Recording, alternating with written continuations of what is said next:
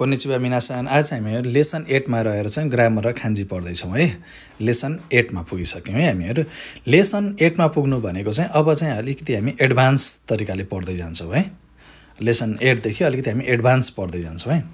ल अब आउनुस् लेसन 8 मा सुरुमा छ एक्जेक्टिभ है।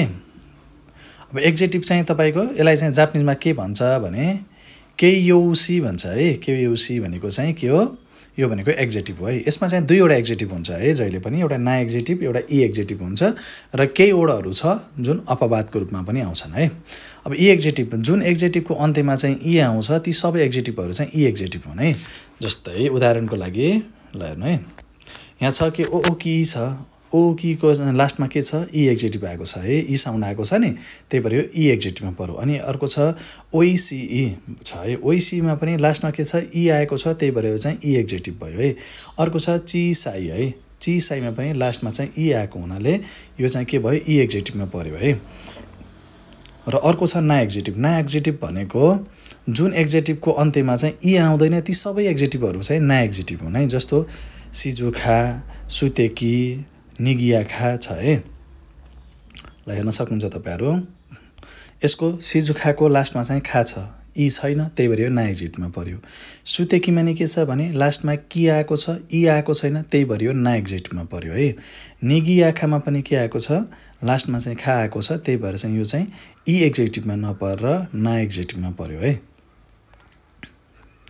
र यसमा चाहिँ केही अपवादहरु पनि छन् है।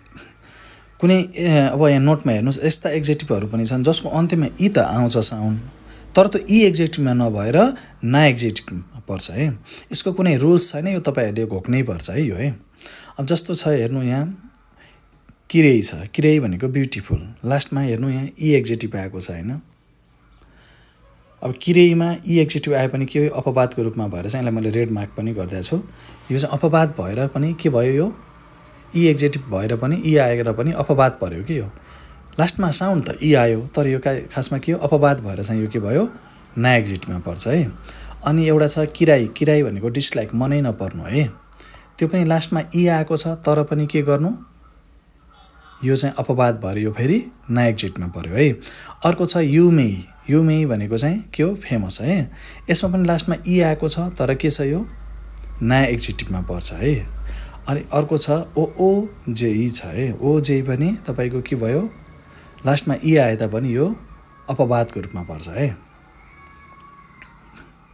ल हेर्नुस्, यदि ना एक्जेक्टिभको पछाडी नाउन छ भने है, त्यस्तो अवस्थामा ना एक्जेक्टिभको पछाडी अनिवार्य ना लेखिन्छ है। अनि यो तलपट्टि गएर एक्जाम्पलमा हामीले बुझ्छौं यो कुरा। अब नाउन 1 फर्स्ट नाउन प्लस ना एक्जेक्टिभ प्लस ना प्लस नाउन 2 अनि देश है, यो फर्मुला हो। अर्को छ नाउन प्लस ई एक्जेक्टिभ प्लस नाउन 2 प्लस देश छ है। हेर्नु यसलाई म जुम गर्दिन्छु। ल हेर्नु है, यो हाम्रो के हो फर्मुला हो है, नोट गर्नु होला। अब एक्जाम्पलमा हेरौँ है एउटा है। अब यहाँ छ के छ रामुसान वा गेन्की देश भन्यो है। भनेपछि यो रामजी चाहिँ के छ हेल्दी छ, गेन्की भनेको के हो हेल्दी है। रामजी चाहिँ के हो हेल्दी छ, यो के हो ना एक्जेक्टिभमा आयो है। अब जाउँ हामी अर्को दुईमा छ रामसान वा गेन्की ना हितो देश भनेको चाहिँ रामजी चाहिँ गेन्की भने के हो ना एक्जेक्टिभमा पर्छ नि, त्यही भएर यहाँ ना थपियो के। ना एक्जेक्टिभमा पर्नेमा ना थपिन्छ, तर ई एक्जेक्टिभमा पर्नेमा फेरि ई थपिँदैन है। अनि त्यसपछि गएर रामसान वा गेन्की ना हितो देश भनेको रामजी चाहिँ एकदम हेल्दी मान्छे व्यक्ति पर्सन हो के है।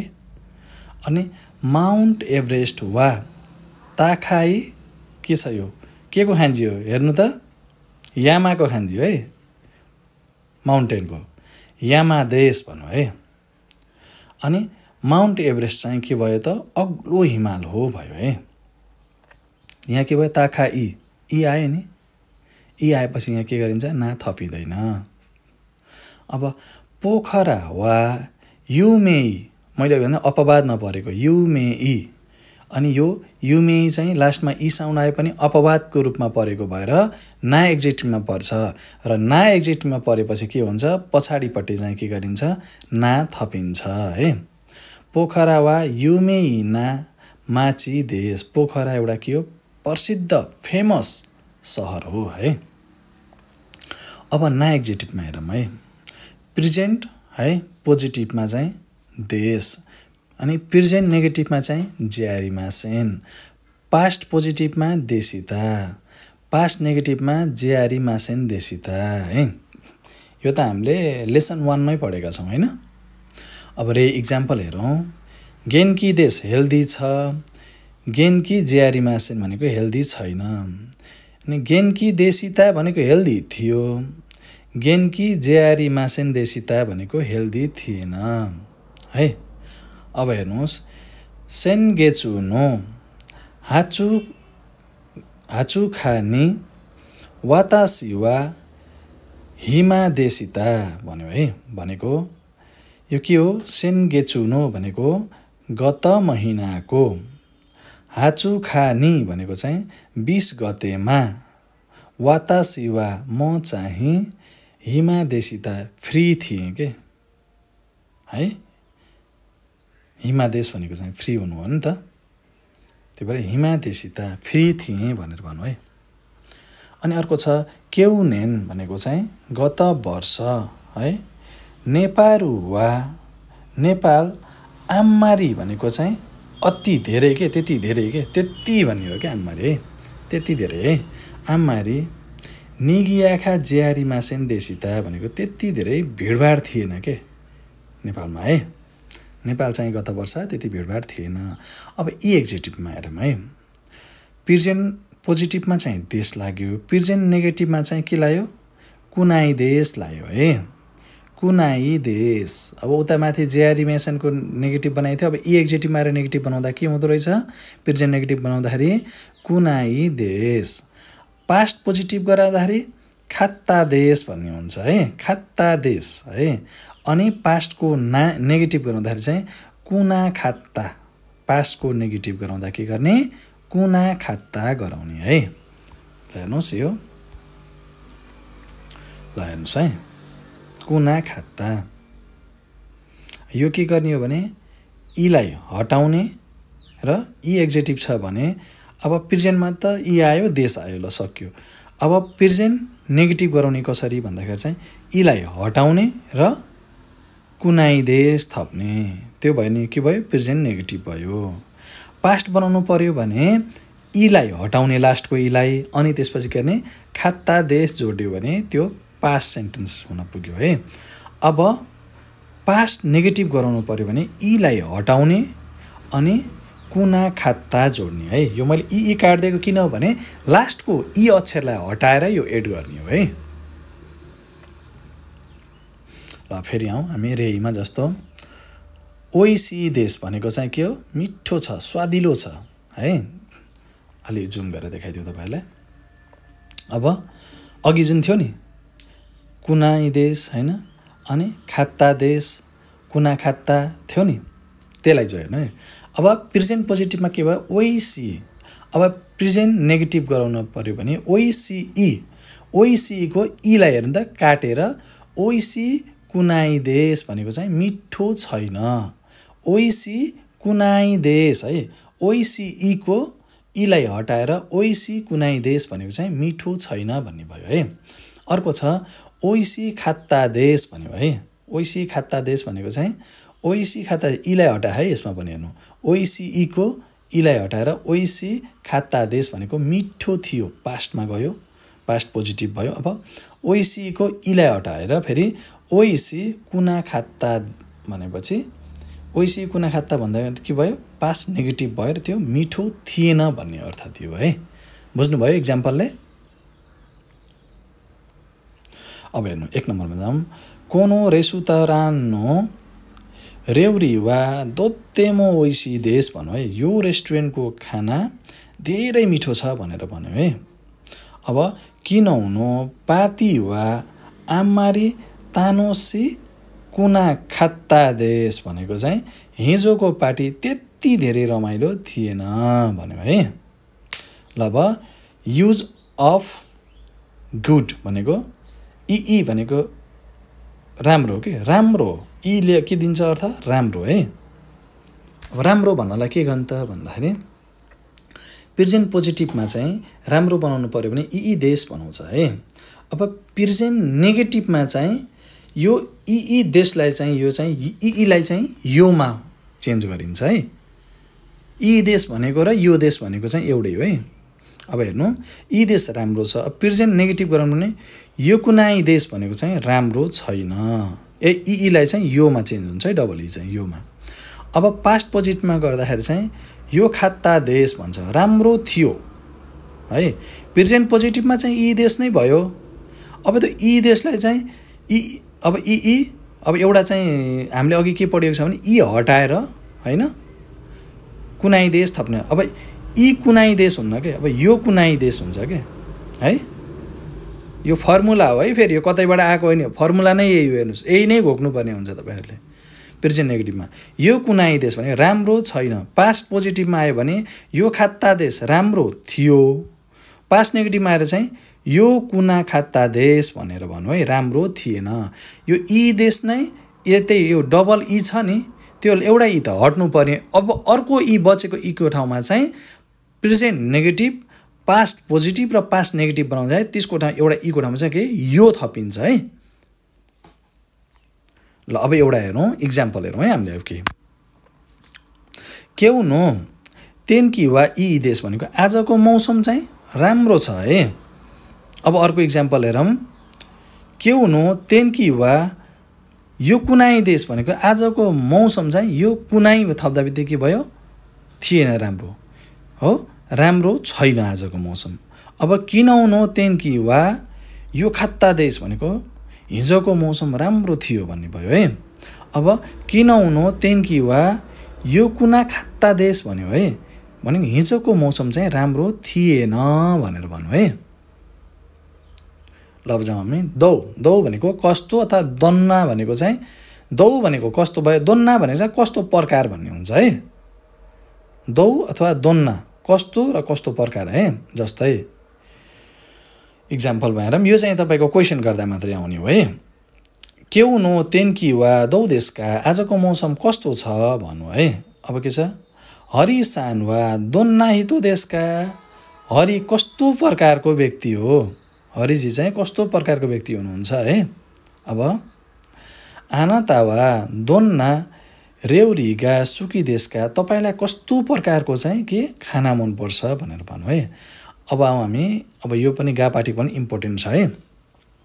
यदि सेन्टेन्सेसको एउटा पोइन्ट है भब पोजिटिभ र अर्को पोइन्ट भब नेगेटिभ छ भने सो अवस्थामा गा पार्टिकलको प्रयोग गरिन्छ, जहाँ गाले तर भन्ने अर्थ दिन्छ है। जस्तै है निहोन्गो वा ओमोसिरो देश गा भन्नु है, जापानिज भाषा चाहिँ हो ओमोसिरो के हो इन्ट्रेस्टिङ छ तर है, तर दियो है गाले है। के भन्छ मुजु खासी देश भन्यो, तर के छ अप्ठ्यारो छ, डिफिकल्ट छ है। यहाँ गा लागेछ है, एउटा पोजिटिभ सेन्टेन्स छ राम्रो छ, अर्को फेरि कस्तो इन्ट्रेस्टिङ छ भन्यो, अर्को फेरि के छ लास्टको सेन्टेन्स के छ भने अप्ठ्यारो छ, डिफिकल्ट छ है। तर यो दुईटा शब्दलाई केले जोडेको छ गा पार्टिकलले जोडेको छ, तर भएर है। अब निहोन नो रेउरी वा ओइसी देशगा, ताखाई देश जापानको खाना मिठो छ तर के छ महँगो छ है। अब रामसान नो उची वा ओकी देश है, रामजीको घर चाहिँ हैन कस्तो छ त ठुलो छ है। अनि गा तर यो कुनै देश तर के छ राम्रो छैन भनेर भन्नु है। अब आउँ हामी सोसिते अनि अथवा साथै भन्ने अर्थ दिन्छ है यो पार्टिकलले है। यदि सेन्टेन्सेसको दुईवटा पोइन्ट नै पोजिटिभ आउँछ भने, दुईटै कुरा नै सकारात्मक आउँछ भने सो अवस्थामा सोसितेको प्रयोग गरिन्छ, जहाँ सोसितेले अनि अथवा साथै भन्ने अर्थ दिन्छ है। अब कस्तो अघि एउटा पोजिटिभ एउटा नेगेटिभ थियो के अरे, अब के दुइटै पोजिटिभ भयो कि दुइटै राम्रो पक्ष भयो। जस्तो निहोन्नो रेउरी वा ओइसिदे सोसिते यासुइदेश भनौँ, जापानको खाना मिठो छ साथै के छ सस्तो छ। अब मिठो पनि राम्रो पक्ष भयो, सस्तो पनि के भयो राम्रो पक्ष भयो। दुईटा शब्दलाई किन सोसितेले जोड्यो भने साथै है। अब अर्को हेरौँ, रेउनो हेया वा आतारासी देश सोसिते बेन्ड्री देश भनेको होस्टेलको हैन नयाँ रुम छ हैन, रुम चाहिँ के छ नयाँ छ, साथै के छ बेन्ड्री देश सुविधाजनक छ है। यहाँ सहज छ, सहज भनेको नि सुविधाजनक है, बेन्ड्री भनेको सुविधाजनक छ।